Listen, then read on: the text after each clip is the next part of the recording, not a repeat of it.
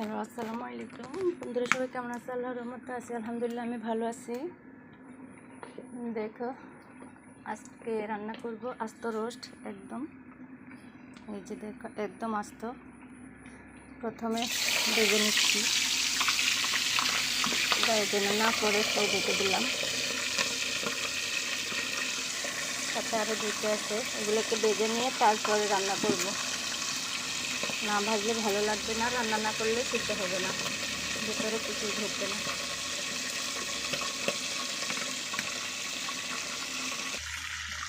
দেখো, আস্ত রোস্টগুলো ভেজে নিচ্ছি।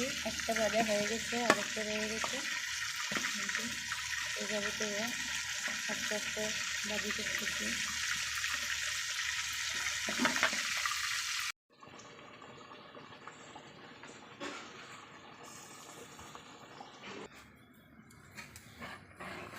আস্ত রোস্ট রান্না করার জন্য মশলাগুলো কষিয়ে পানি দিয়ে নিছি। একটু ফট দিয়ে দিচ্ছি রোস্টগুলো।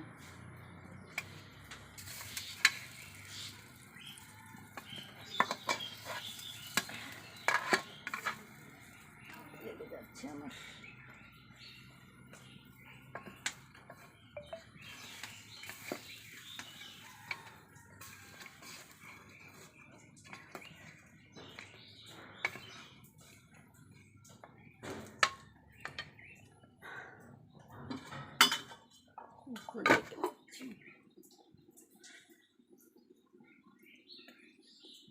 আসসালামু আলাইকুম বন্ধুরা, সবাই কেমন আছে? আলহামদুলিল্লাহ আল্লাহর রহমতে আমরা আছি, ভালো আছি। রান্না করব মুরগির রোস্ট, ঝাল ঝাল করে। অনেকটাই সাদা করে রান্না করে, তাই আমি ঝাল ঝাল করে রান্না করব। আগে মুরগিগুলোকে কেটে ভালোভাবে লবণ হলুদ দিয়ে তেলের মধ্যে ভেজে নিয়েছি। ভেজে নেওয়ার পরে সব কিছু মশলাপাতি কষিয়ে পানি দিয়ে দিলাম।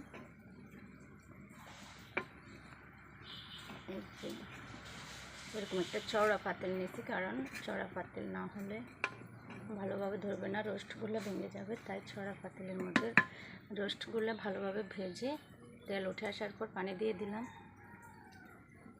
এবার আমি সেই সাথে দিয়ে দেব ভাজি রোস্টগুলো।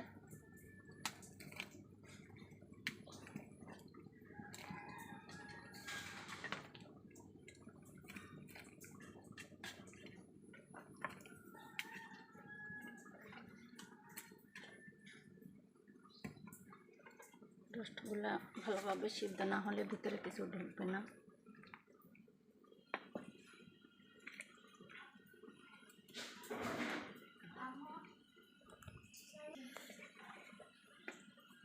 এই ঝোলগুলা শুকাতে শুকাতে মাংসগুলো সিদ্ধ হয়ে যাবে, সেই সাথে রান্না হয়ে যাবে। এত ঝোল রাখবো না।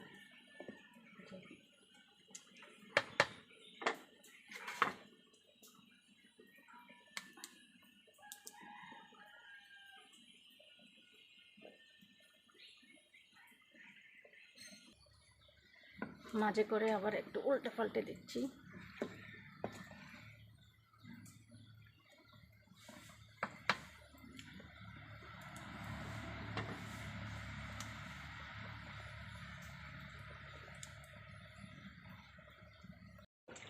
দেখো, আস্ত রোস্টগুলো সিদ্ধ হয়ে গেল, সেই সাথে পানিও শুকিয়ে গেছে।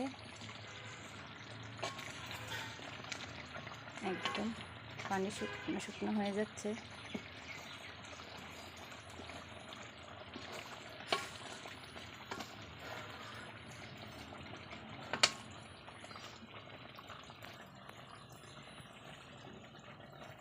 তার মধ্যে একটু ধনে পাতা দিয়ে দিলাম।